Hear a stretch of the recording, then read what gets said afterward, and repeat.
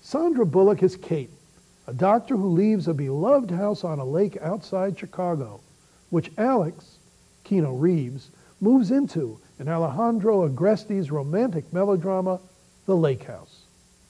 The two correspond about the workings of the house and soon find that they're in different time periods. In fact, John occupied the house before Nell and is living 2 years behind her in 2004, while she's in 2006.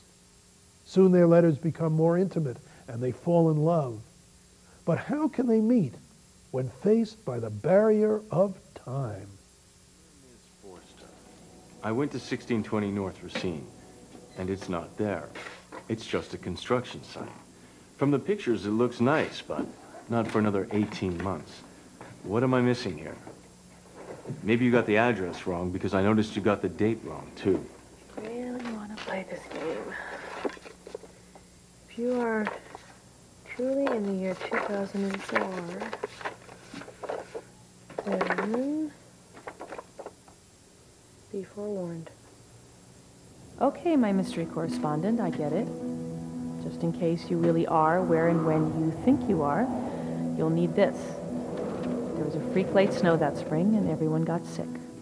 So, plenty of rest, lots of fluids. Doctor's orders. Snow, right.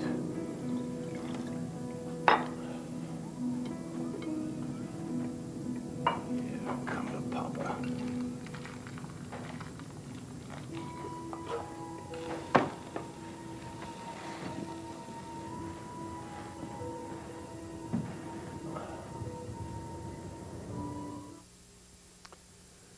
You know, this film really did not work for me at all. First of all, I was sitting there with a pencil in the dark trying to figure out what these time periods were, how they were ever going to get together, and I never could figure it out. And I know you did, but you see, you resemble Einstein more than I did. No, actually, my biggest question was why, you know, she's in 2006, he's in 2004, why can't he, like, she can't coach him and, like, what Kerry must do to fight off Bush's challenge in the election, but no. But no. Oh, there you go. You see, expanded. Very good, Richard. Let me put it this way. I think they handle the device of a mailbox that's actually a wormhole through the time-space continuum very gently and very sweetly, and basically don't belabor them. Let the mystery be. They say, she says, why couldn't this happen? Fair enough. The key in this film for me is that Keanu Reeves, you know, pretty bland as always, is playing a guy named Weiler. That's like a little, plus the ice skating rink thing. It's basically a way of like reminding us, like, okay, it's like Portrait of Jenny, you know, like directed by William Wyler, and which they had to, in Portrait of Jenny, this beautiful fantasy about a similar, you know, unstuck in time romance between an older man and a young, very young girl. Right, Jennifer Jones. The way they had to have this introduction thing where they really squared it with the audience, and they just went on and quoted from Nietzsche, and I don't know who else all. This, they handled it really lightly. Sandra Bullock, very, I think really lovely. She underplays this stuff well. I think the photography of Chicago is sumptuous. You really got to see a lot of the architecture in a way. I was quite charmed by this. I mean, I admit it is on one level it is tripe, but I found it. I did go along with it.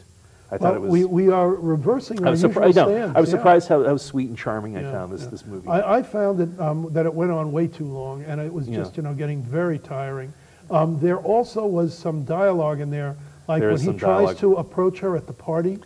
I mean, that was the worst Hollywood dialogue I have seen on film. No, you know, you're right. Whenever they start talking, then you're in trouble. It's like the thing of, like, I'm an architect, I build things. But there's, you know, details all the way. I like the house. The house really did look like a Jungian fantasy, you know, suspended over water like that. Christopher Plummer was wonderful. Christopher Plummer. They have a marvelous dog in here that knows how to play chess. Yes. No, the probably could have whipped dog and Christopher Sandra. Were my favorite. Yeah, the dog probably could have whipped Keanu Reeves. But Sandra Bullock is a charmer. Let's face it. Yeah, she's not a common type. She's not a common type in the cinema. We've said this before, and every time we see her, it's a delight. Yeah, absolutely.